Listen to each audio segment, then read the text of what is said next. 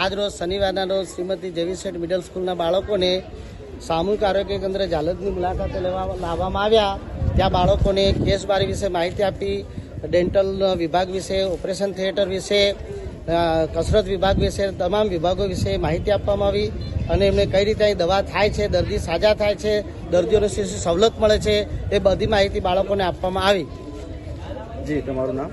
ભરતભાઈ પ્રજાપતિ, જેવી શેઠ middle school Jhalod, assistant શિક્ષક.